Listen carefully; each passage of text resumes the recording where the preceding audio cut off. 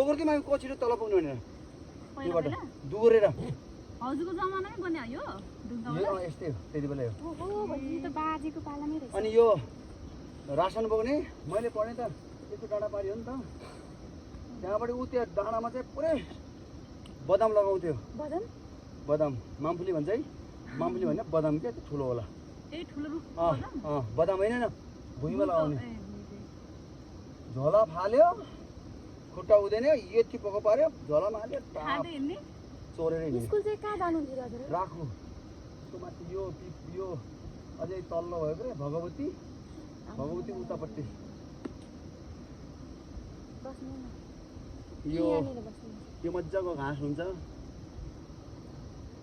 आज आजकल अब खेती किसानै गर्न छोडे पशुपालनै छोडे टाइम कसैले नि हेर्न है हामी त्यहाँबाट कति मिनट मैले हेरेको छु नि कति मिनट नुवा बाजेको पालोमा 5, 10, पानी 15, 20, पर्दा 25 मिनटमा आयो यहाँ नुवा बाजेको पालोमा पानी पर्दा यसो हेर्नु त्यही जस्तो लाग्छ यस्तो ओके तर अब भनौँ न यो पहिला यस्तो थिएन सानो एउटा यस्तै थियो यो बाटो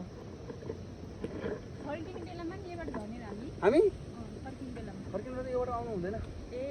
आयो भने या त उता या त गाडीमा डाइरेक्ट बहिनी लाइभ हो यो ए भिडियो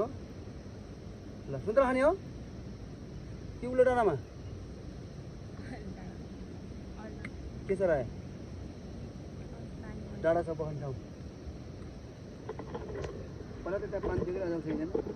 अब हामीले भेटिन्छ मान्छेहरू यो बाटो हिँड्दैन नि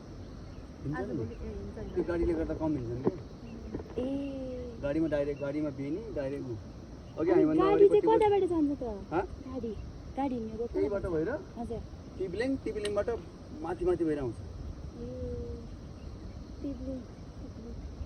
अस्ति नै त्यतिबाट होला है गिरी प्रसाद अङ्कलहरू जानु यो पनि त पहिरो आएको हो नि त यो यसरी पुरै लस्केको अहिले